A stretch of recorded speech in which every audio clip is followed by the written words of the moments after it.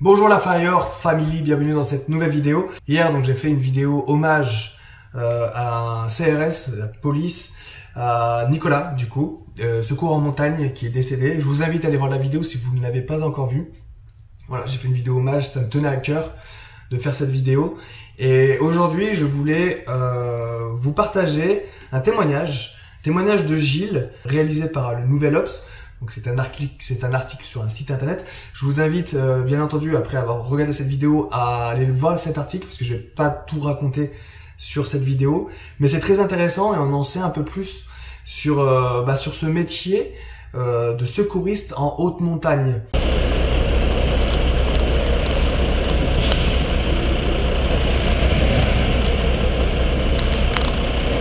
Pourquoi Antoine? Pourquoi? Ah, je pars pour feu, qu'est-ce que tu veux, hein, c'est ça le truc de pomplard. Mais feu de quoi? Bah feu quoi. Feu d'appart au deuxième étage.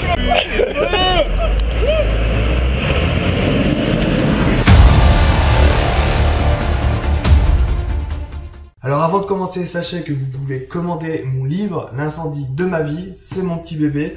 Donc j'y raconte mon histoire, n'hésitez pas à aller voir dans la description.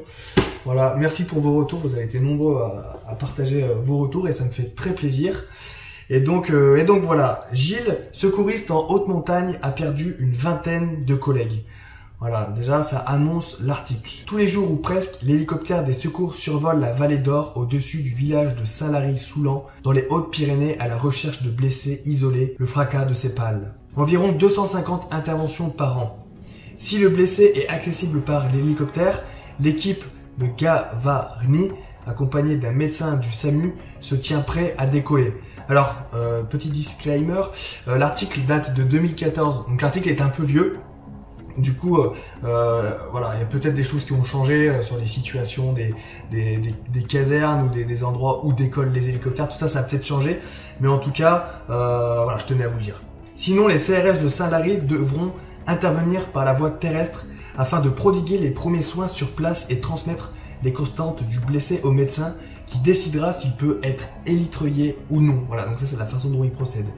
L'équipe de secours en haute montagne de la CRS 29 de Lannemezan pratique environ 250 interventions par an, près de 290 en 2013, soit un peu plus de 500 sauvetages pour le département des Hautes-Pyrénées que le policier partage en alternance avec le peloton de gendarmes de haute montagne de Pierrefitte. En été, ce sont les loisirs qui blessent, entorses et chevilles fracturées liées à la pratique de la randonnée, devenue la première cause d'accident avec près de 40% des secours ou traumatisme crânien, conséquence de la recrudescence de nouvelles activités sportives en altitude comme le VTT ou le parapente. Donc là, on va parler des chiffres, c'est vraiment impressionnant. Il dit « J'ai perdu 7 collègues ». Vous imaginez 7 collègues en 2014 je trouve ça complètement dingue. C'est comme quand on est pompier. Moi, quand j'étais pompier, j'ai connu des morts au feu, j'en ai connu un, mais on peut faire une carrière, enfin en tout cas moi j'ai fait que 5 ans, vous me direz, mais sans avoir un collègue de la caserne qui décède, voilà, c'est quand même assez rare, ça arrive, mais c'est quand même assez rare. Lui, il a perdu 7 collègues, c'est impressionnant, c'est un peu comme, vous savez, j'ai visité les pilotes de Tracker, les pilotes Canadair Tracker, et Philippe aussi, que j'ai croisé, donc le chef des trackers, m'avait dit aussi qu'il a perdu de nombreux collègues.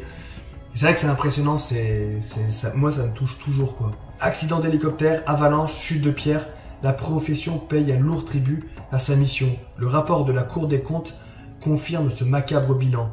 36 morts chez les CRS depuis 53, 52 chez les gendarmes, 11 pilotes et mécaniciens décédés lors d'interventions depuis 1958.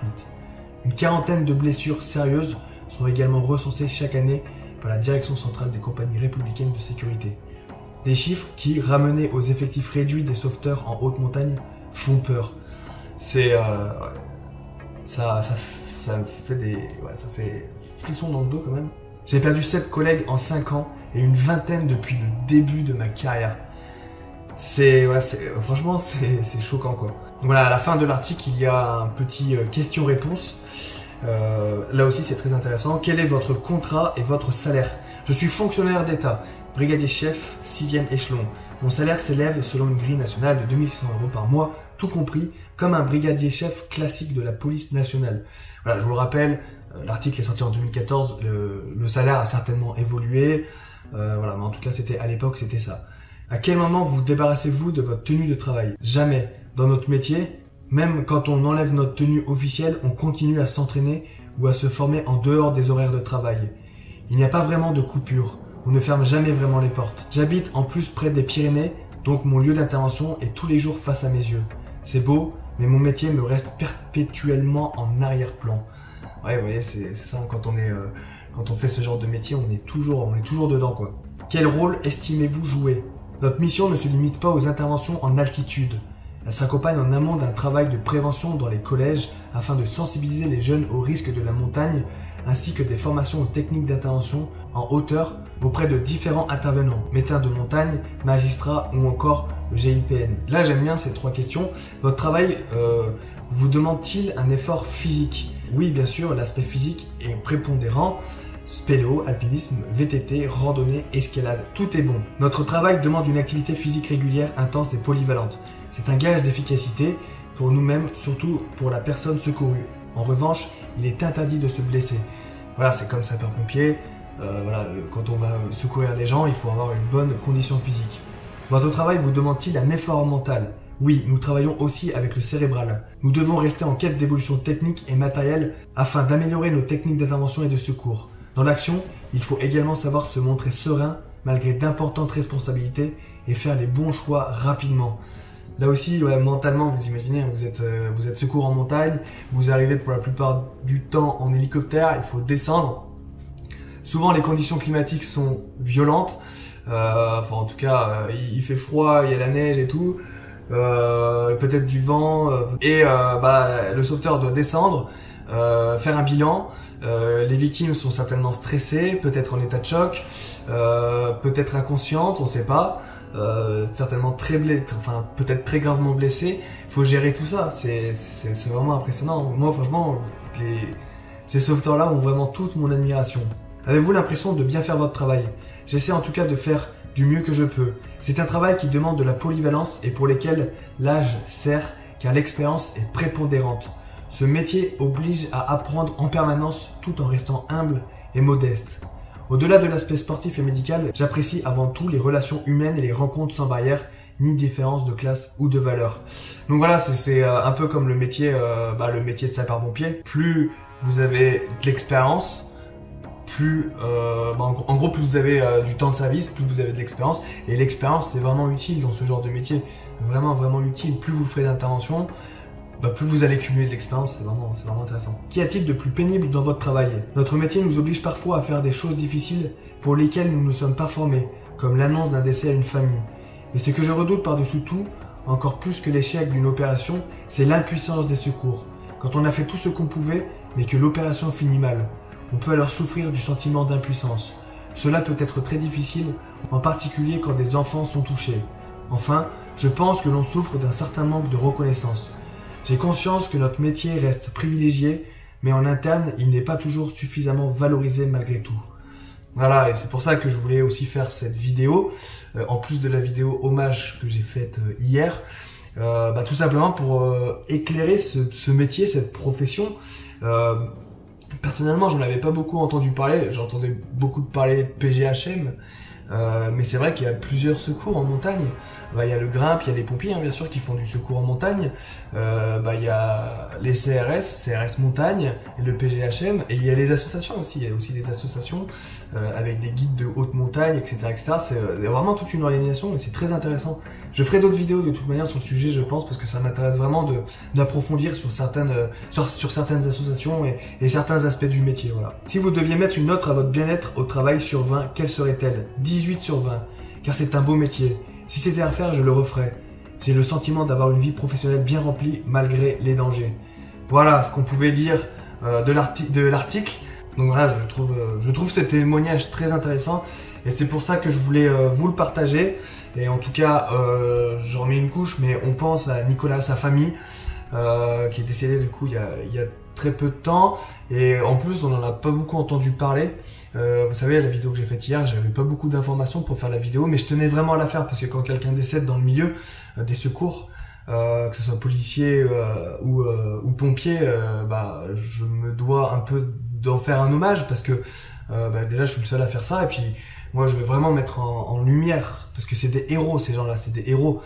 Cet été j'ai fait une vidéo hommage sur Franck Chesneau, pilote de tracker du coup qui s'est crashé à Générac. Voilà, c'est des héros ces gens-là, et c'est pour ça que je veux les mettre en avant, et c'est pour ça que je mets en avant cet article. N'hésitez pas à aller le voir, et voilà, on pense à vous les gars, les héros, c'est des héros ces gens-là, c'est des héros, vous êtes des héros. Merci en tout cas d'avoir regardé cette vidéo. Donc voilà, je vous invite vraiment à aller voir cet article, c'est très intéressant. Bravo à tous ceux qui travaillent dans le monde de la montagne. C'est vraiment pas facile, je pense que c'est vraiment pas facile. À relire en tout cas cet article, ça n'a pas l'air facile. Mais force à vous pour être là tout au long de l'année en fait. Vous êtes là toute l'année pour secourir des gens qui se promènent, qui font une activité qui se promènent, ou qui font du parapente, du vélo, des randonnées. Voilà, c'est des gens qui font ça pour le kiff en fait, et qui se retrouvent blessés, prisonniers dans les montagnes. Et vous arrivez dans des conditions parfois difficiles.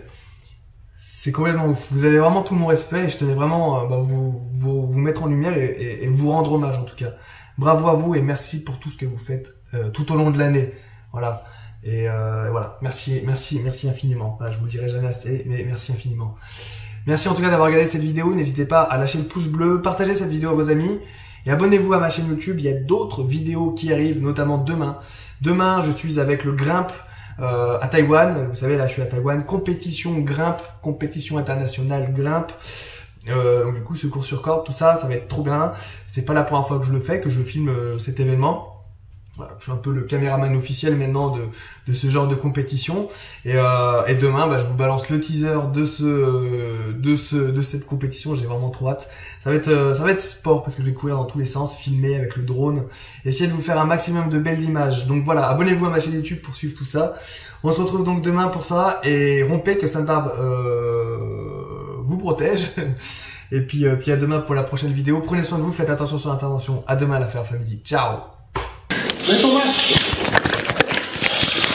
À droite, il y a un appartement là.